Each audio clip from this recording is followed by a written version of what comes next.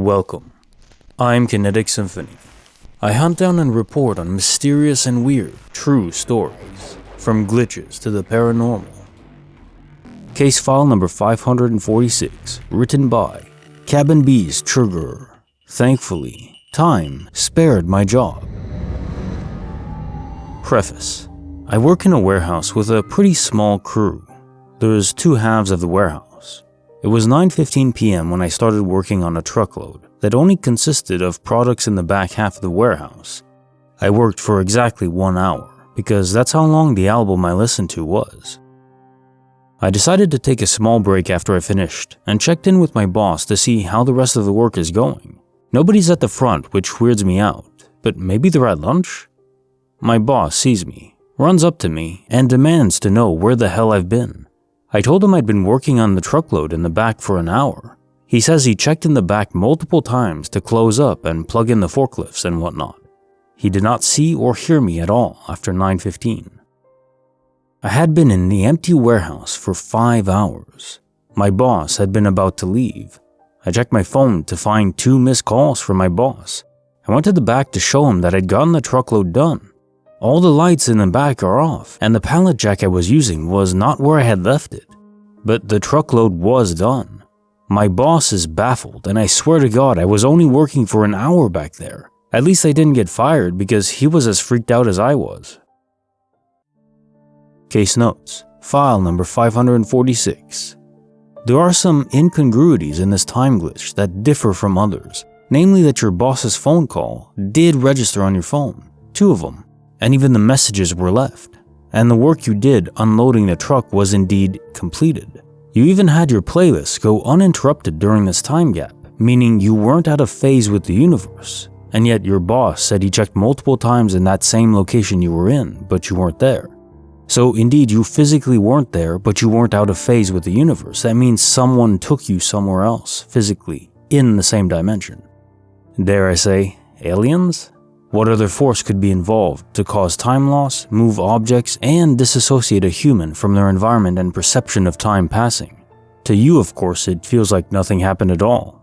1 hour passed, you did your work, and that's it. If whatever ship took you up was hovering near the ground, your cell service wouldn't have been cut, or at least presumably not, depending on whatever the ship is made out of. Were there any cameras in the warehouse area? I imagine if they exist, that there would be an anomaly around the time you were taken. The cameras probably glitched out. Case file number 547, written by Diablix. The Lost Road to a Town That Doesn't Exist. Back in the summer of 2011, I was 19 and had relocated my living situation for a few weeks while I was in between apartments. Long story on its own. Due to my relocation, I was pretty far from my work and I'd have to drive about an hour south on Highway 45.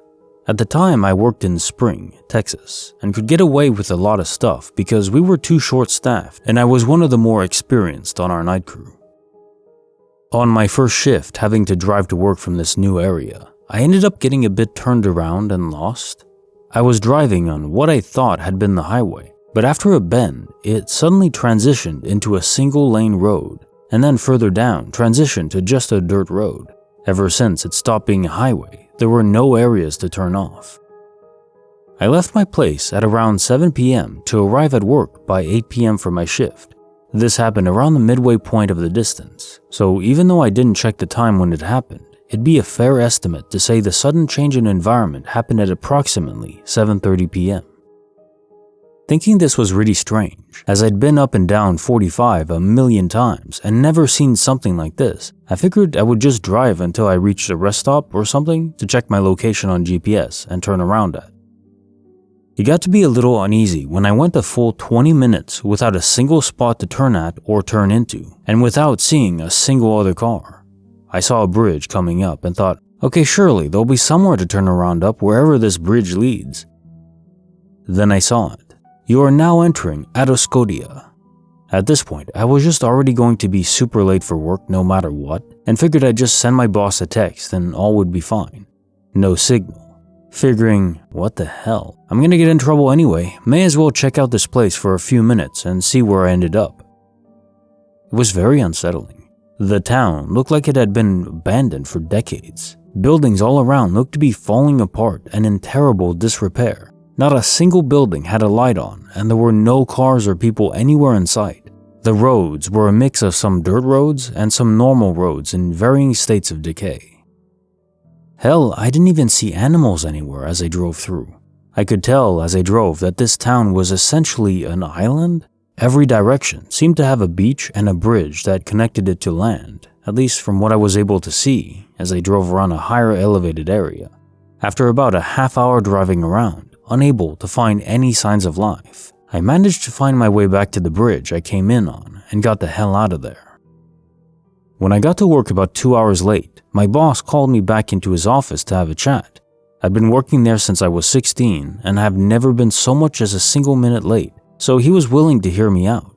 I told him the honest truth of what happened, and he seemed increasingly concerned as my story went on.